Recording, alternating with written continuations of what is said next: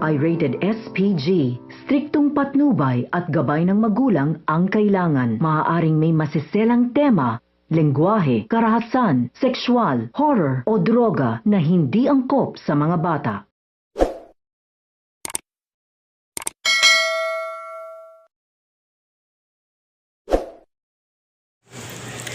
Hello guys and welcome back again to my channel. So ayun na nga guys, pinatakas nga ni Vanessa si Kiara dahil naawa ito. Nagkakaganito umano siya dahil nung bata pa ito ay minaltrato siya ng kanyang ina. Naghahanap lang umano ito ng pagmamahal ng isang pamilya. Samantala, habang abala si Vanessa sa hospital sa pagbabantay kay Marco, hindi niya alam na nakuha na pala ni Kiara si Mikay. Pabalaan naman ni Angel si Kiara na nagpapauto na naman ito kay Mikay.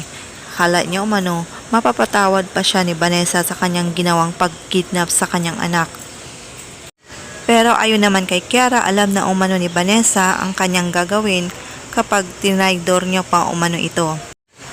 Kukumbinsihin naman ni Mikay si Kiara na pwede pa silang magkabati ng kanyang mami.